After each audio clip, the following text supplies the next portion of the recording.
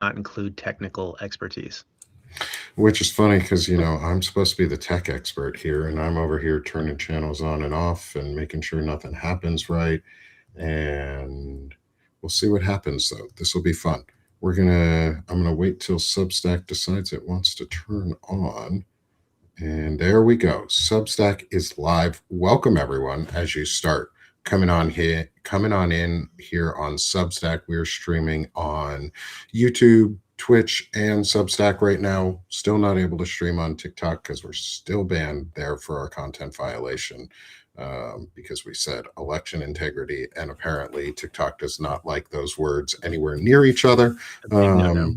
And that's a big no-no. So, hey everyone, I'm Nick Parrow, not your dad, here for an intelligent masculinity discussion on Sick of the Shit publications. If you'll notice, the show screen might look a little different today. I'm trying something new. I've got a new little intelligent masculinity logo flying in the corner.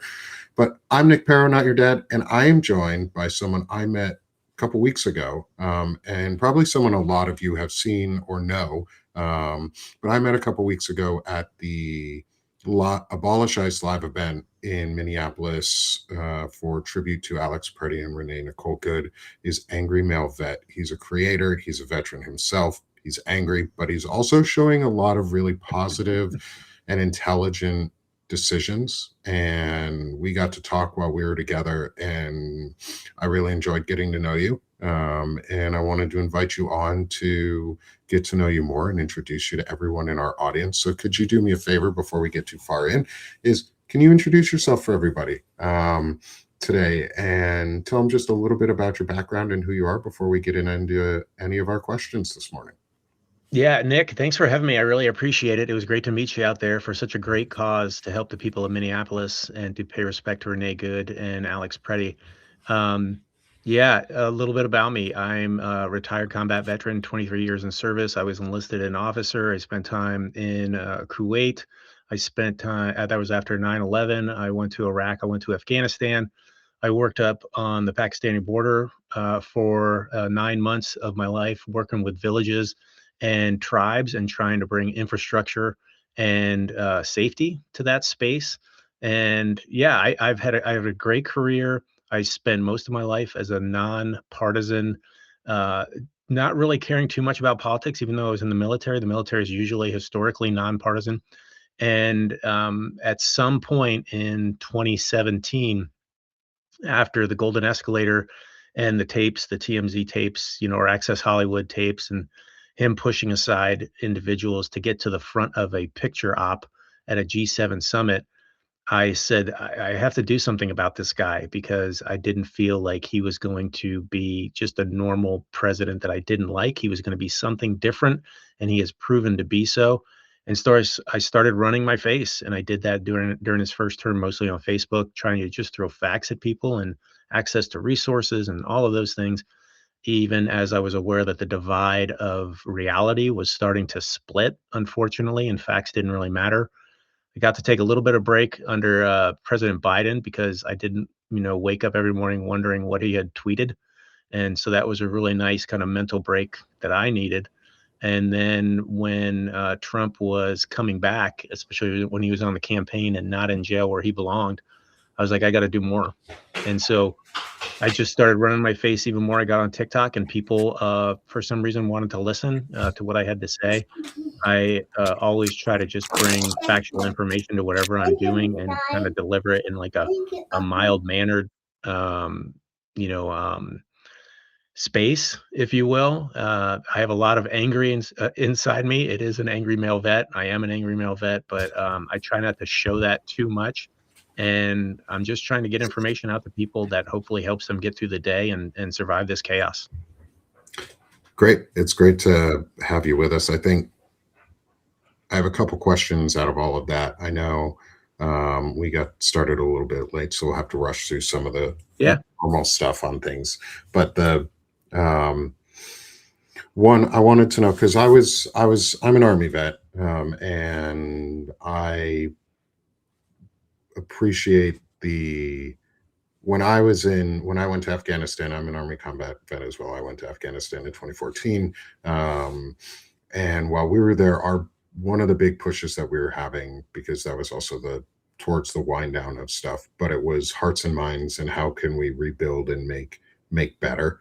And you specifically mentioned that as part Yeah. of what you were doing is infrastructure development, regaining trust, rebuilding what we destroyed, and providing them the services to grow and tools to grow as a society and a community.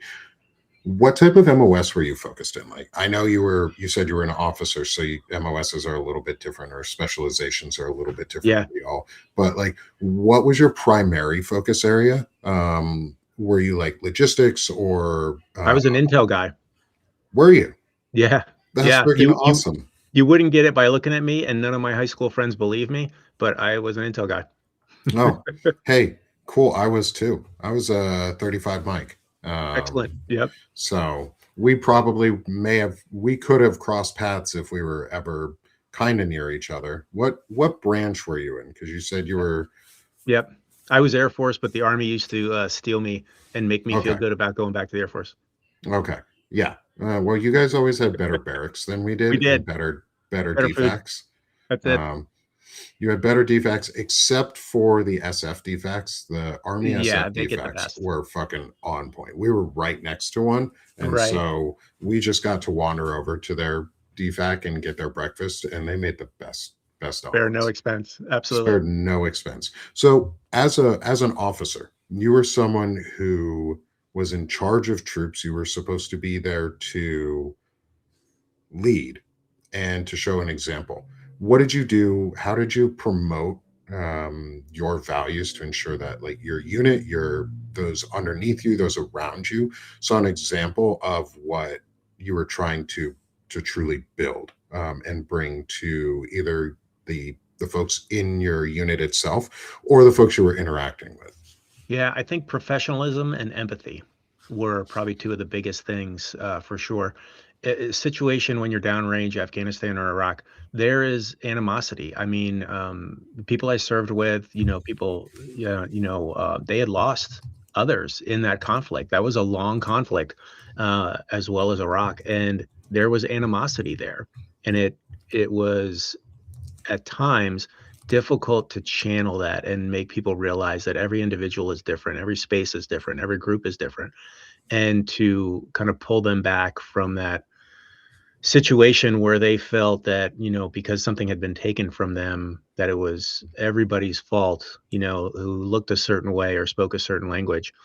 And I think when they began to realize that, again, we're all unique individuals, we're all unique, groups, communities, they started to see that that was not the case. And so being professional and doing your job and following your oath and understanding the mission is one, but then having empathy for the fact that you're dealing with people who have not had running water.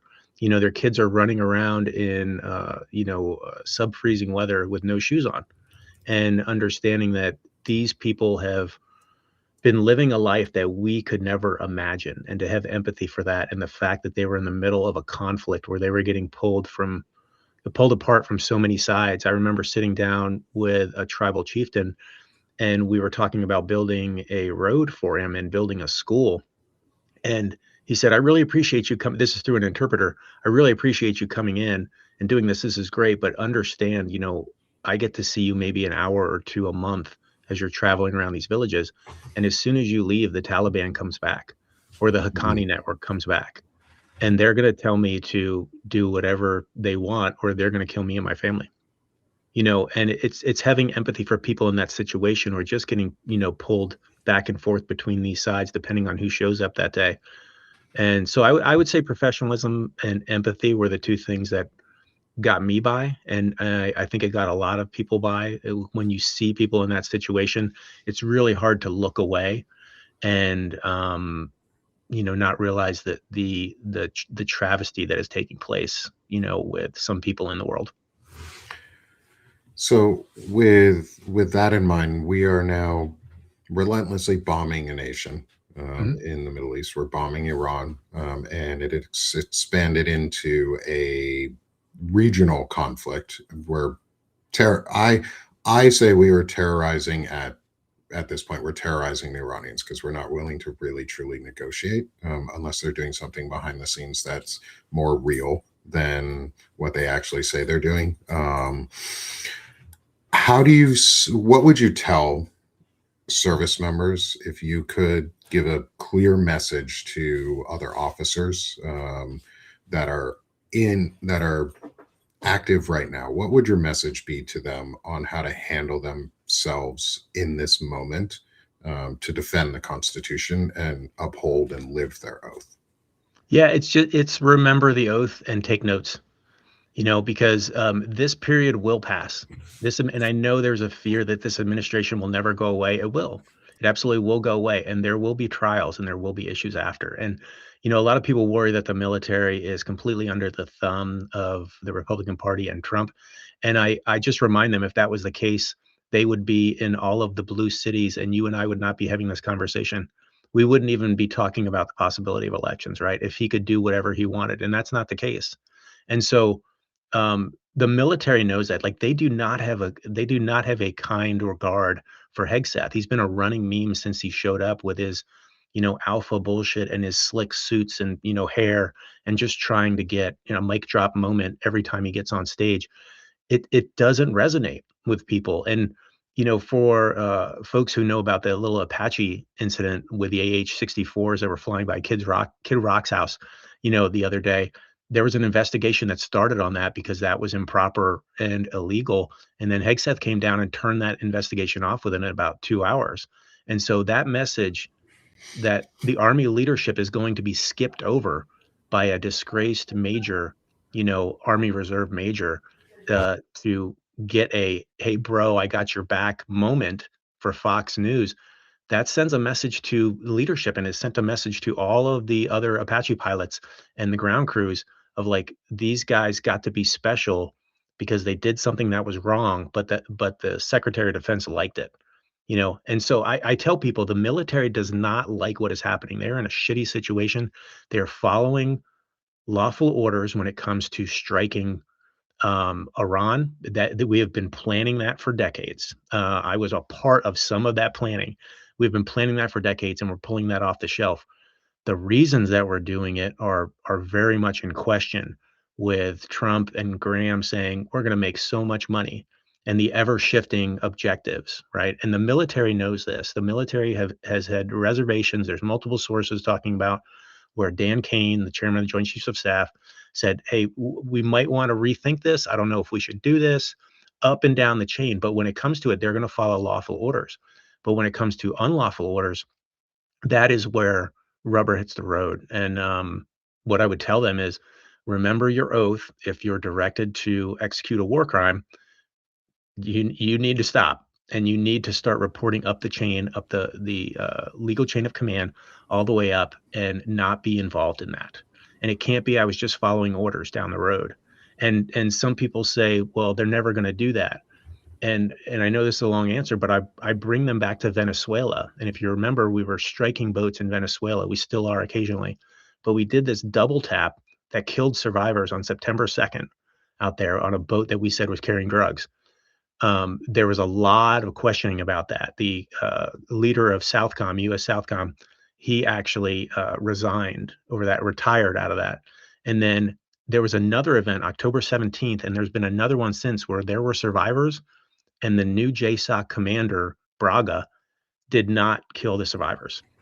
So we do have, I think, Bradley, the guy who did it the first time and then got promoted, unfortunately. I think he made an error in judgment, which will be addressed under a new administration.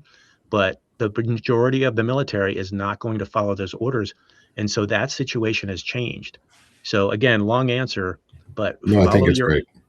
follow your oath and take notes, because there will be trials coming down the road. If you are directed to do things that are considered war crimes, it cannot be, well, they told me to do it, so I did it. And I think the vast majority of the military understands that. And that's why we're seeing all the pushback, especially behind the scenes. Like, we got tons of pushback about Greenland. That's why we didn't do Mhm. anything in Greenland. And so just have faith in the military. So, with that in mind, I saw reporting come out the other day that Marines in California were were putting out conscientious objector notifications and refusing to deploy itself. Yeah. What do you think that statement makes? And do you think other service members who truly are conscientious objectors, because I'm not telling people to lie, I'm telling people if you're a true conscientious Yeah. objector, object. And what do you Yeah. think about the message that it sends that the Marines were doing it? Because they're not one to back down from things. Most Right. Marines Right. won't don't back down. Most Marine, because No. they're the first in, they're the Yep. last out, they're the most Gung ho. effective and Yeah. gung ho. And Effective. Marines are like a culture. If you're a Yeah. Marine, it is a culture that you're joining. And they push back on that in a way Yeah. that was very unexpected in my mind. What do you think about that? And how do Yeah. you think that reflects positively for a masculine image in this moment? No, I think it is a very positive thing for masculinity because they have the strength to do that. Masculinity is being independent. A part of it is being independent and standing up for what is right and not being a salmon, following, the school in whatever they choose to do, especially when they're getting ready to go off the waterfall.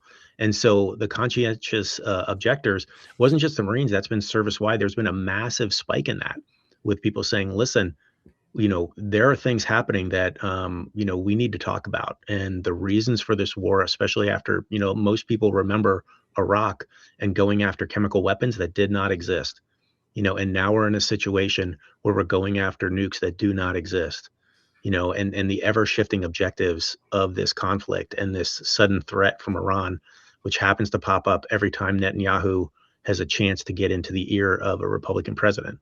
And so I think that just being professional and being a member of the military, it requires you to at times be a conscientious objector. And like, what are the reasons that we're doing? Like, we just struck a school in Manab, 175 elementary schoolgirls, were killed. And that is kind of being brushed. There's an investigation going on, but that is being kind of brushed aside by the leaders like Hegseth and Trump as like it's just something that happens in war. So it's understandable that, especially if we open up our target set to hit, electricity generating plants, which Trump has threatened to do either on Monday, April 6th, if there's no ceasefire, or now potentially 2 weeks, depending on if you listen to his speech last night. There is, at that point, if we start doing that, which is considered a war crime in most circles, what are we going to do? What are military members going to do? Are they going to be a part of it? Or are they going to say, like, listen, I'm not going to be a part of that. And per the UCMJ, Uniform Code of Military Justice, and my oath, I should not be a part of that. But I think we're going to see a lot of leaders step up too, because yes, they're supposed to do a job, they're supposed to strike, but you're going to see a lot of pushback, and I think they're getting some of it behind the scenes now, which is one of the reasons why they're looking for an exit. Is and so we are also seeing the um, we're also seeing the buildup of ground forces, Yep. the MEUs that are pulled from Japan, from San Diego, Yep. and we've also got word that the 82nd has begun deployment to the region, and maybe Yeah, up Delta's on the to ground. 50,000 people. Service members is some of the estimates I've heard is up to 50,000 ground troops. Like that's a huge fucking force. Well, we've added 10. Like, we had 40 to begin with, so Yeah, we've added about 10 with this recent surge between the Mews and then the 82nd, and then obviously special forces are all over the place right now. yeah. How do Probably across you the country. what do you think is going to happen next? Do you feel that we're gonna do you feel that the commanders will authorize a ground invasion without congressional approvals? Uh, so that's a great question, Nick. And it gets real interesting because we're not at the 60-day timeline yet. There's usually a 60-day timeline where Congress has to be approved. If a war continues, we're not there yet. So there is this window for them to act in a military operation. Karg Island, which is, controls 90% of the oil export, basically process for Iran. That has been a massive target. There's also Abu Musa, which is jointly controlled by Iran and the UAE, and there's dispute over that. So there's been discussion over what they're going to do. Are they going to go in the southern shore and suppress, missile batteries and drone launch points. Uh, I honestly, I think a lot of it is getting troops. What they're trying to do is get troops into a position as a threat to Iran to potentially, get them to back down. But every day that we go forward, they're understanding that Iran is not going to do that. Like Iran is holding a lot of cards right now, Yeah. especially with the Strait of Hormuz and the economic situation. And, we keep talking every day about how we've obliterated their military and decimated them and all this and this, but missiles and drones are still raining down across the Gulf. We Yeah. just had an AWACS get lost the other day and I think 15 injured. And that was one of 6 in the region as a highly valuable aircraft. So Iran is not stopping. And, if Trump wants to come in and do his threats because he likes to threat, he likes to be the bully. Um, I don't know if he's going to go that next step. There's been a lot of discussion about what would happen if we do a ground invasion. Even Mike Johnson, the Speaker of the House, said that they could expect to lose 40 to 50 seats in the House if there are boots on the ground. They know that Iran will retaliate and start to strike everything they can, and they have saved their best missiles, their most precise munitions for things like this. Like they've been expecting this for decades. So, will he walk in and say like, "Look, I could do it, but I'm not"? Yeah, he chickens out as well, but he may have a bad day and see a bad article about him on CNN or something like that and just say, "Go do it," because it's not he's never given a shit about the military, he doesn't give a shit about the military now, and, throw in bodies at a problem, and then we reach an entirely new level of conflict, and it just if you think it's bad now, if we start to do a ground invasion of Iran, it's gonna get exponentially worse. Yeah. I totally agree. And that worse is the death of our service members and the death of civilians The region because will be on fire. yeah, the entire region will explode if we land ground troops there. Yeah, That's yeah, my and yeah, and don't forget proxy groups, right? Like, they like to Mhm. talk about how they've, dismantled the proxy groups. There are proxy groups, with, assessed capabilities throughout Europe and some in the United States, and guess what? Those will be unleashed because if there's a ground invasion, the regime is like, "Why would we hold anything back?" And they will go to town in any regard. Any troops that land on the ground, they do not have protection, they do not have, uh, cover. They're gonna be sitting ducks out there, and it could be disastrous.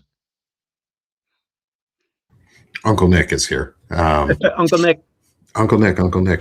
I get that a lot. I get child supervision quite often, and so I'm glad we're having this conversation. I know we haven't really had any of the interview questions. I do want to get to a couple of them because I think Yeah, they're really important. And we've discussed pieces of the intelligent masculinity around this. And there are two of the first two questions I really want to get into with you just for, I know we'll have to have kind of shorter answers than normal yeah, because we normally meander for like 20, 30 minutes per question sometimes. But just on a shorter note, this yeah. for some of the questions here, real quick, we'll do kind of a lightning round with you on this because Okay, this has perfect, been bring a it. really needed discussion about what's going on in the military and what I think we both can see may happen, and I think no matter what, if we land troops on the ground, it's going to be a response to a domestic issue. Say he does not get the SAVE Act passed, or he doesn't get birthright citizenship stripped, or new really inflammatory Epstein Epstein stuff. releases come out. Yeah, He'll bomb or he'll land troops just to distract from that he would do it. because he doesn't care. Nope. Um, Trump doesn't care. Yeah. Um, and so we know what unintelligent, stupid masculinity looks like. We know what Donald Trump and Pete Hegseth and Stephen Miller and Russell Vought and the men that keep getting arrested for pedophilia and the disgusting side of masculinity. But we don't ever really talk about intelligent masculinity because it's not a common concept for many people. But I've been doing this for a couple months now, and I think it's really important. And a lot of people see a lot of really good um, value out of this and have gotten lessons. I've learned a lot from this. And so first big questions, and these are the really the important questions for me around like how you learned and what gave you examples. And these figures can be either historical, in your life, alive, dead, good, bad, doesn't have, whatever figure you want. We've had from the Prophet Muhammad to fathers to coaches to everywhere in between. So we've had a range of who is this figure, is who has been one of the most influential masculine figures in your life and why. Yeah, my dad. My dad, he was a very strong figure. You know, he worked hard. He worked outside quite a bit. He was intelligent. He worked for IBM for a period of time. Like he worked on computers when they were the size of rooms. He worked on, missiles out in Nebraska, but he drove trucks for a period of his life. He drove long haul trucks. He liked to be out in the woods, in the woods splitting logs. But he was always kind. He was always very empathetic to people and just treated them with courtesy. So super intelligent guy. He could have been somebody who tried to get through his life with bluster and being a bully and be like, "Hey, look at me and I'm bigger," and all, and he never did. He never did. He was just, everybody's walking around in this world in their own shoes, and we should respect that, and we should have empathy for their journeys.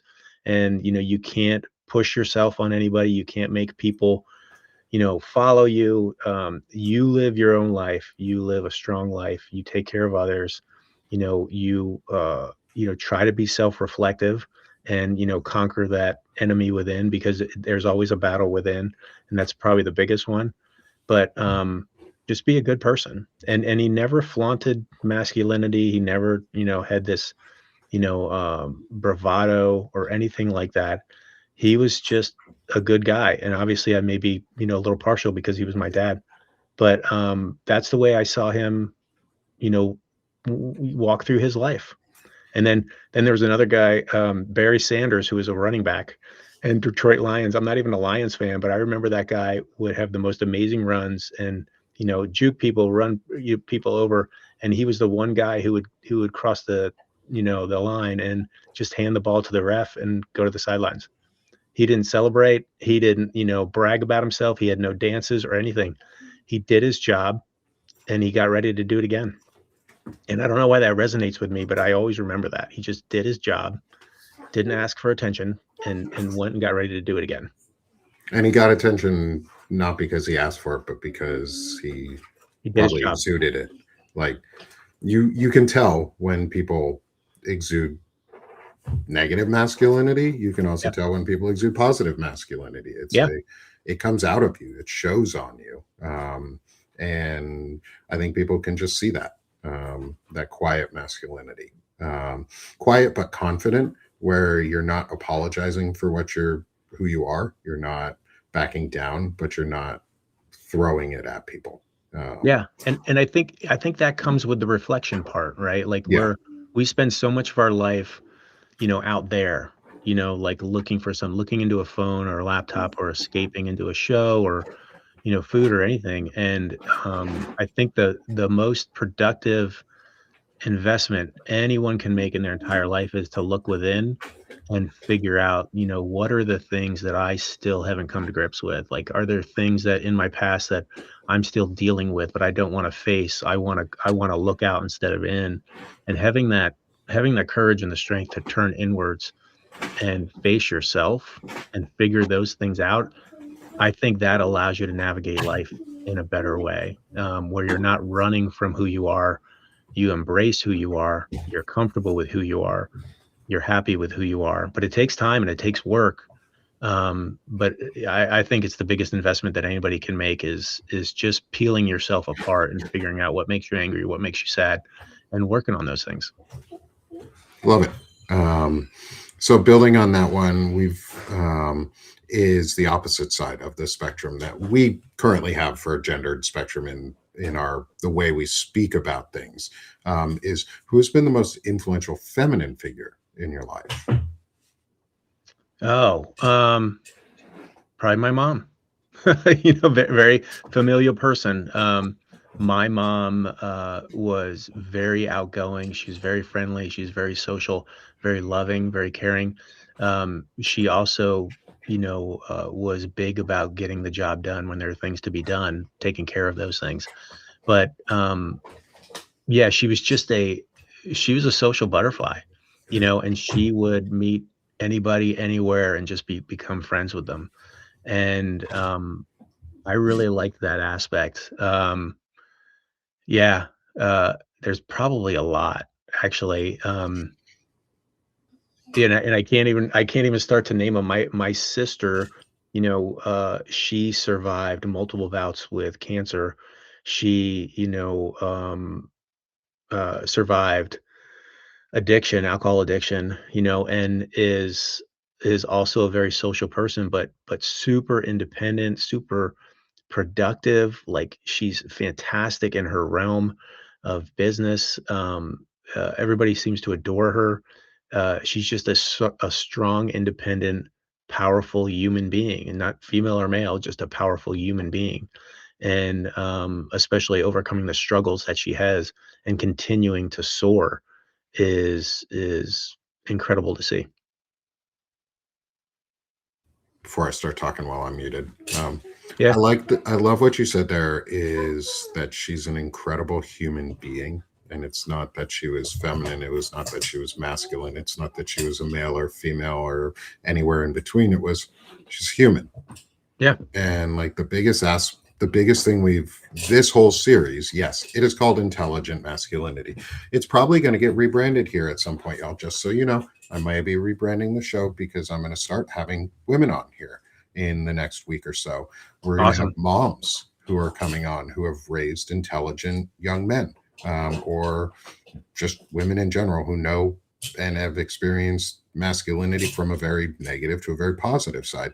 And I actually would love to have you back, Yeah, because we haven't been able to get through all the questions, and I really want to ask you all of the questions because I think you have a great view on masculinity, and um, it's really welcome. And especially as this war continues and the war rages, and our aggressiveness towards other nations and the way we handle ourselves as a military often reflects the way we handle ourselves as civilians, and how we can work to differentiate the military from the regime, but also encouraging yeah, our troops and our service members to do the things that they need to and the right things, knowing that we're here to have their back and that they're not alone when they do those type yeah, of actions. So I'd love to have you back to continue this discussion, but also to have others, because I think we could have some great discussions with some other folks too, around like policy ideas, the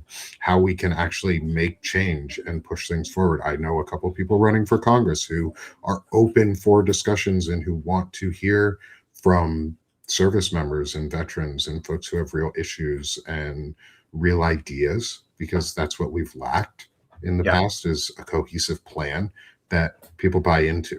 Um, yeah, and with your history and with what you've talked about today, you probably would have a really good plan of action on some forward thinking to help rebuild trust or reclaim trust for service members, and reclaim trust in our society where we can shift the way we talk and have these discussions.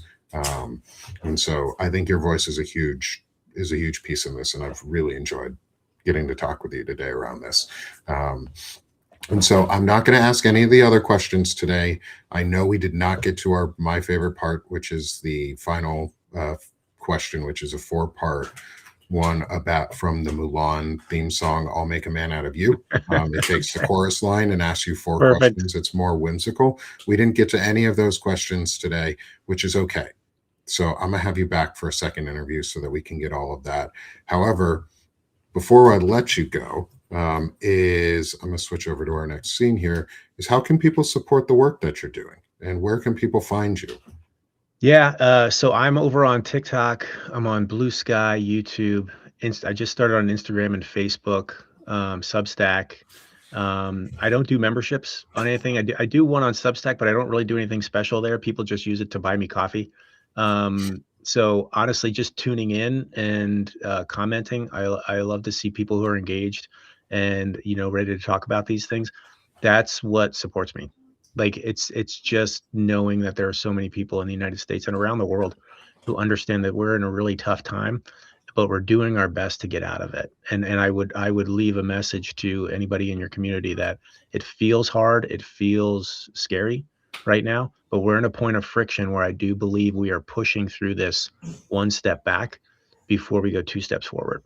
And to see the rise of the progressive movement, to see the things that are coming up, that this blue wave that is pushing through, the push against oligarchs, the push against Netanyahu and Trump, that is massive. And these are some things that we haven't seen in before.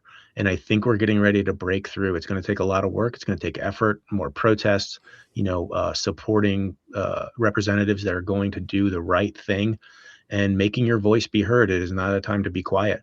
But I think when we do this, we are going to break through this barrier and we're going to push forward again as we've done in the past.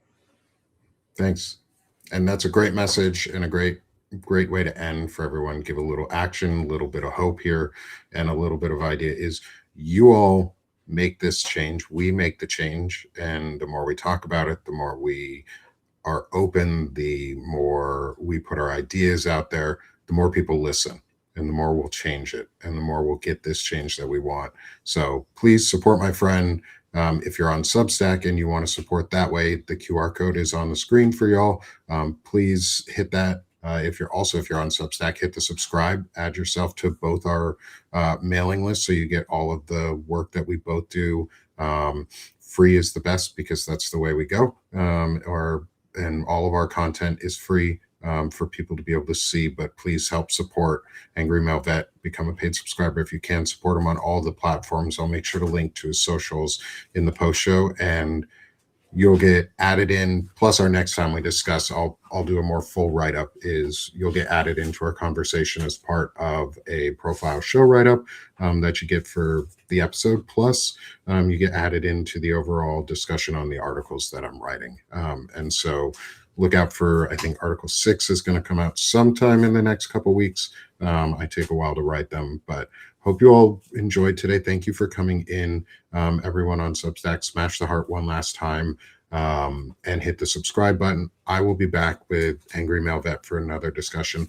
I'm Nick Perro, not your dad. This is Intelligent Masculinity on Sick of This Shit Publications. And as we always say, friends, let's stop being sick of this shit and let's start doing this shit. Have a great day, y'all, and I'll talk to you again soon. Thank you.